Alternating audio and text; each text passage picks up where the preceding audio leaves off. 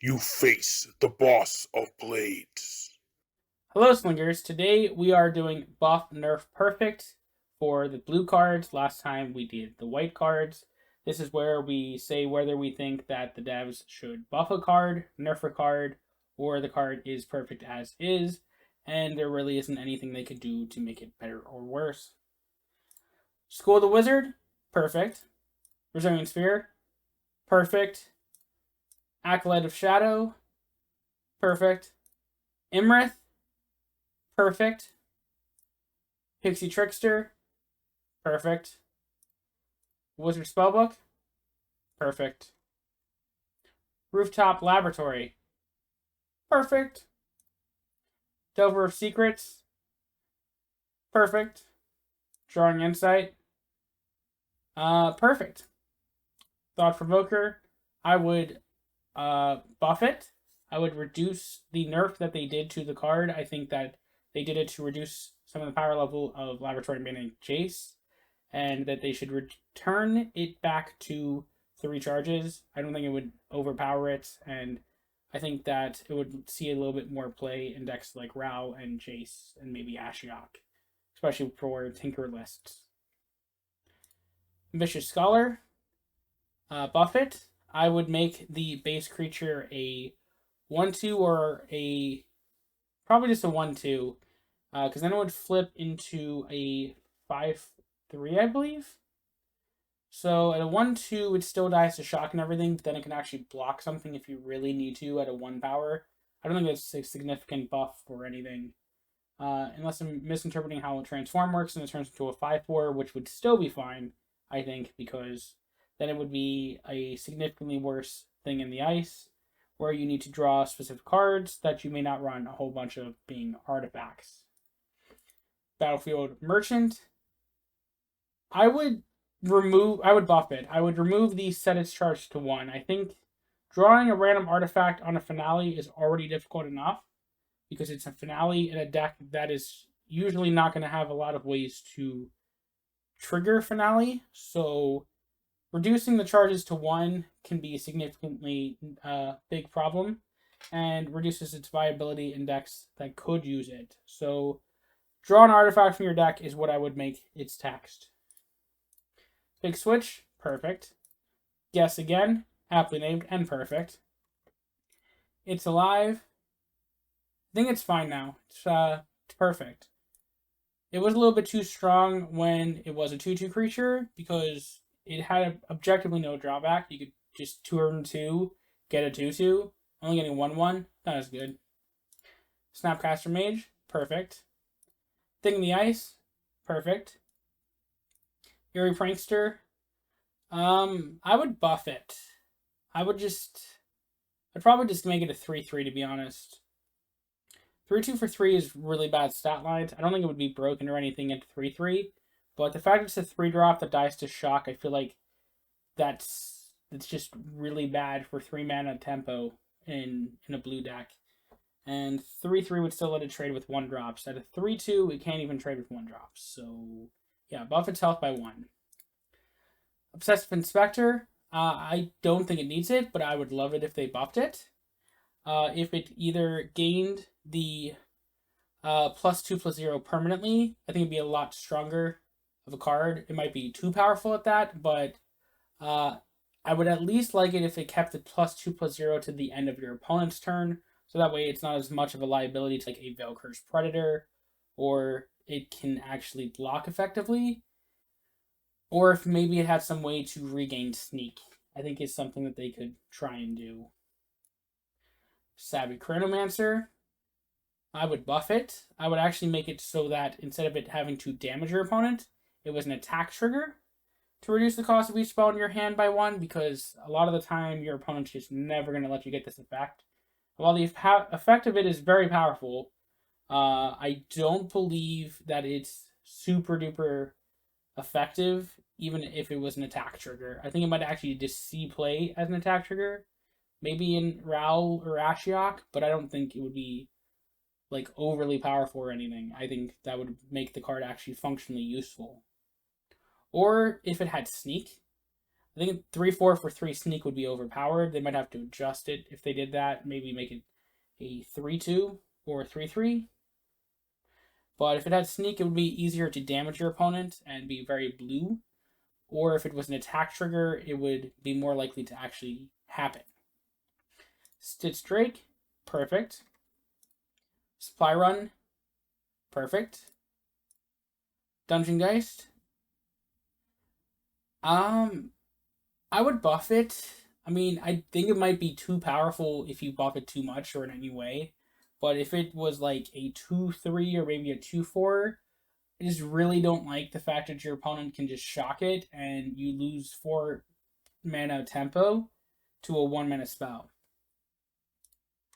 Fate Twist, I would buff it. I would reduce its cost to 3. The reason why 4 mana is a lot. It is a lot of mana to pay for this effect, especially because the odds of it being super effective is not very good. I've literally made a deck that's entire purpose was to give your opponent stuff and then Fate Twist to get their hand, but the problem is 4 mana is a very awkward spot. A lot of the good removal is at 4 mana. At 3 mana, it'd be a lot more reasonable, and you could actually start playing with your opponent's hand a lot faster. Fear of the Grave, perfect. Hatch a Plan, perfect. Can't really make it too much better than Divination with a bonus. I would, however, change the bug. There is a bug with Hatch a Plan and Jace. If you use Jace's ultimate and then you hatch a plan, then you play a trap, then that trap will actually have its cost changed to 2. And if you only had 1 mana at the end of your turn, your trap essentially would not activate, which is very annoying of a bug. Invisibility Cloak, I would unnerf it. So I would buff it essentially. It used to cost 3 mana. It was admittedly too strong possibly with Rao. But at 4 mana, it is awkward. And there is 4 mana similar things that are far more effective, such as Silent Strike, which gives a power bonus. This gaining a power bonus would maybe be too good. So I would just bring back to 3 mana, because then it would be more in line with something like Armadillo Cloak. Orf Scab, I think he's fine, perfect. Clone Explosion, perfect. Griff Rider Patrol, I would buff it. I would make it a 4 mana. They really kind of overvalued these debuts to give creatures a permanent effect for every color. And I feel like they overcosted them as precaution because they thought they might be too powerful. But 4/3 for 4 that maybe does something seems a little bit fine, because you never know what impact, like in this case, flying would give. And the other problem is that there's no way to stop it from affecting something in place where the ability is already on a creature. It could just give a creature with flying fine, which does nothing, and then you have an overcosted 5-drop. So either reduce its cost to 4 or make it work with Vivian style ability where it cannot target something at random that you already have the ability of. Laboratory Maniac. I have to say, I guess it is perfect now. They did nerf it significantly, but it does play, and it's not particularly meta. But it does take an extra turn to be able to actually win the game. I think they might actually be fine to buff it and change it to Miracle back instead of adding a random artifact to your deck, which Lauren Academy already does enough of. Just make it back to Miracle 1 card. Mill 1 card again, because that would be fine. I don't think that would make it overpowered or anything, to be honest. Corpse Trawler, I think it's perfect. I would like it if it reduced toughness, but that's not very blue. Maybe if it also stunned the creature, that would be a decent buff, because then it wouldn't just be able to at least chump block for a turn. Moon Knight Cavalry, I would buff it. It's a very small buff, but I would just give it 5 health.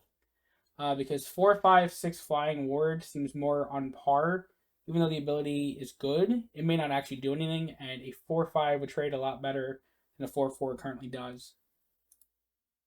Because then it can trade down with Crows and Tusker. Fountain of Magic, perfect. Thorne Academy, ha. I would change that chance percentage. 20%, it happens way too often, to be honest. Like, I've had it happen in about 30 or 40 games, either turn 5 or 6 every single one of those games. So though it says it's a random chance and it's 20%, it happens far, far too often. If I were to try and buff it, I would not make it anywhere near as strong as it used to be. It was definitely too strong, reducing the cost of every artifact by 1. But I would make it so that instead of shuffling a random artifact to your deck, it increased the number of artifacts you play in a turn costing less. So the first artifact you play each turn costs 1 less. Then if the ability triggered, instead of getting a gem, the first 2 artifacts you play each turn cost 1 less. I think that would be fine. It would basically have slightly some of the power that it used to have incrementally versus shuffling an arguably random and possibly completely useless dead draw into your deck. But that would make it so that since you're not having this shuffle, that your Laboratory Maniac might be able to hit his turn a little bit faster, which could be problematic. So I would just at least make it the chance of 20% not feel as though it happens all the time. Dupe, perfect. Just negates usually just better. Inventive Crafter, I would buff it. I would just make it a 2/2. Sure, 2/2 the +1s to get a 2/2 might be like really strong, but to be fair, blue already has 2/2s that do stuff, and they don't really have anything that gives advantage like that. As a 1/2, it doesn't really trade with a lot of things. And the Crafter Glider, let's be honest, you're just adding it to your hand and never playing it in Ashiok. Invert, it's pretty perfect. A little foggy. He's perfect. Mana Constrictor, perfect. Spawning Arowana. I would say it's perfect now. Tinker, perfect. Anticipate, perfect. Bubble Shield, perfect. Isochron Scepter, perfect. Lore Keeper, perfect. Mana Short, perfect. Negate, perfect. Prodigal Student, perfect. Stern Artificer, perfect. Wondergrip Mage, perfect. Xander Split the Clever, perfect. Aether Figment, perfect. Fuddling Merfolk, I would buff it. I would make it so that it gives an enemy creature -3/-0. That might seem like, okay, well, you're just invalidating a creature at that point, but -3/-0 has a lot more impacts on, like, okay, well, now your Channeler has 0 power, or your Dragajo is just a blocker. There's a lot of things where -3 is a lot better than -2. While some people have been trying to use Befuddling Merfolk in the past, I think -3 would actually make it possibly see some more play and give some game de-angling. Cerulean Dragon, perfect. Millstone, perfect. Phantom Warrior, I would buff it. I would increase its health by 1 to make it a 3/3. It always has sneak. Having it just die to a shock just admittedly feels super bad. Whereas, sure, Cerulean Dragon, that could happen, but if you're going to draw on the same turn, it's fine. Toothy the Dream, perfect. Wielder of Waves, perfect. Clone,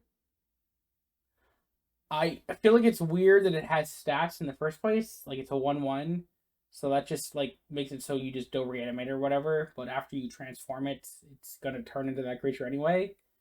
But I would make it so, since 4 mana, it just gets stats. I would buff it by making it so it transforms into a friendly creature and then triggers their debut. Doing that would make it so that you can double up on certain debuts and arguably be a slightly worse Panharmonicon that just gives you a dude. So that would give you a lot more game like, okay, well, I'm going to play a Primeval Titan.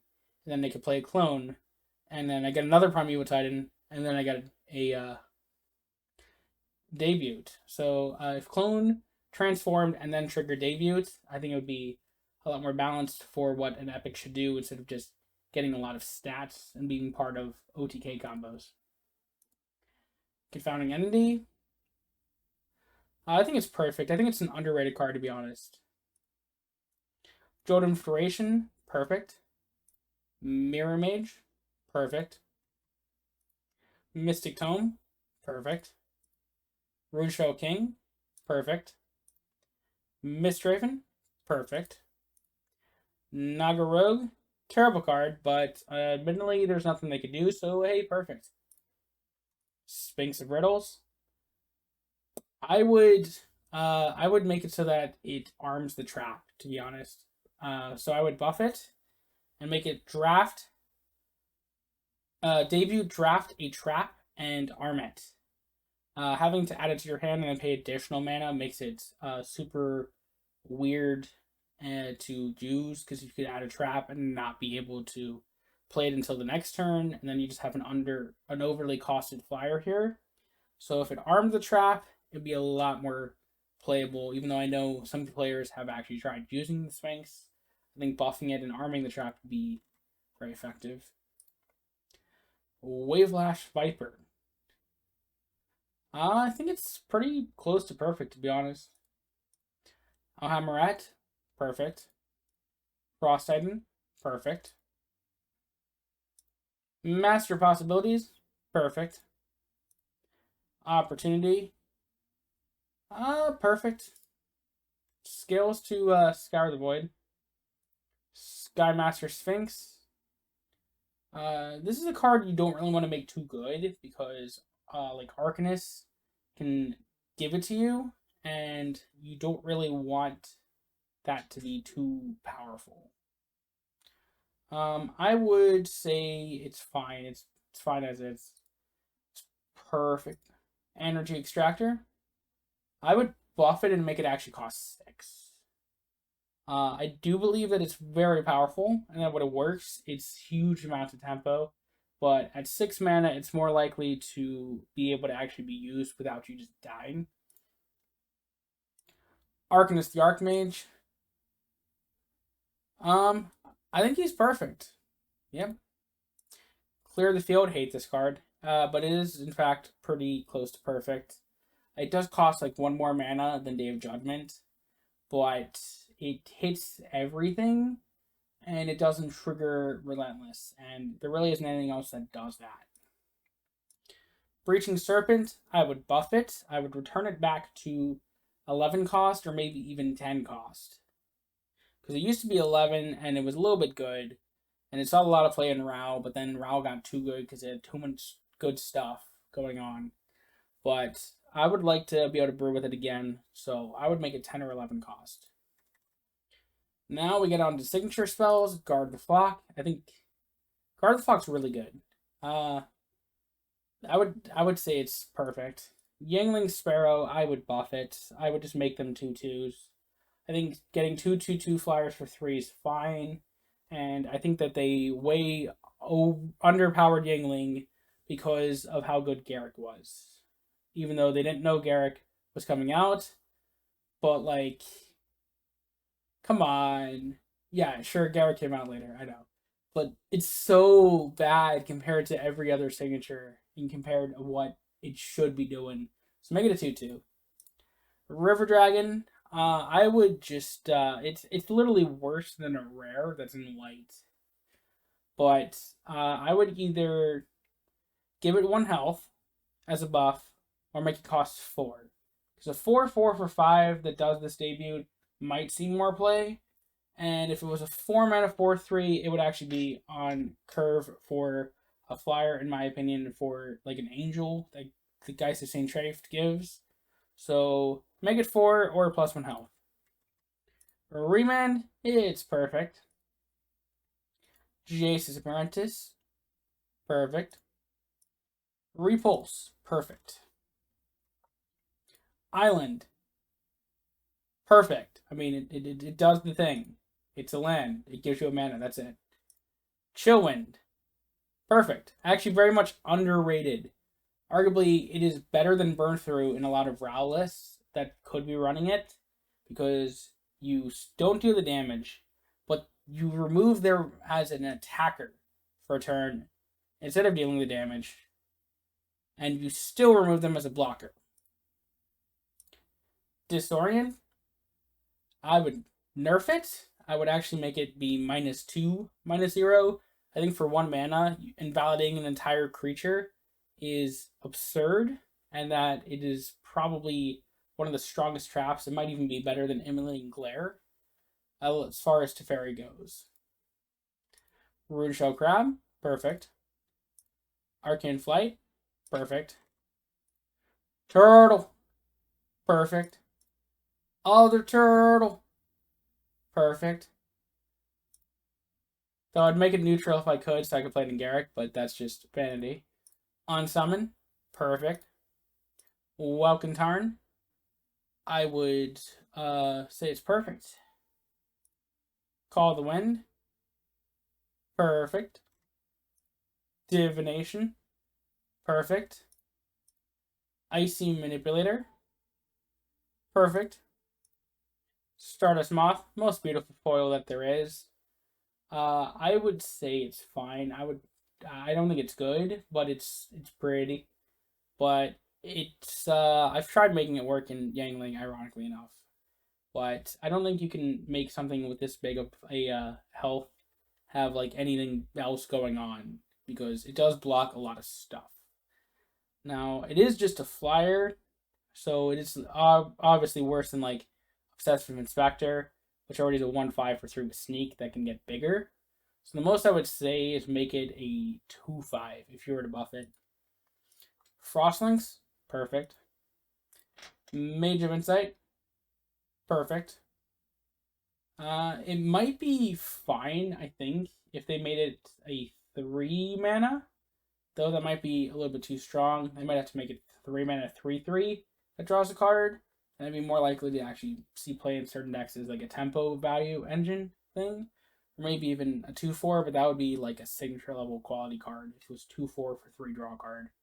So yeah, 3/3, 3 mana, or yeah. Phantom Monster, I would just buff it. I would make it a 4/3. It's on par with an Angel from Geist, which I know we don't actually have Angel as a physical card, but 3/3 for 4 is so underrated for what a creature should be. I think they overvalue how evasion works in the game. Shell Game, perfect, and I love when people play it against me using Garruk, because then I get Turtle, and Turtle usually can just get massive and hit them back. Hated when I'm playing Liliana, of course.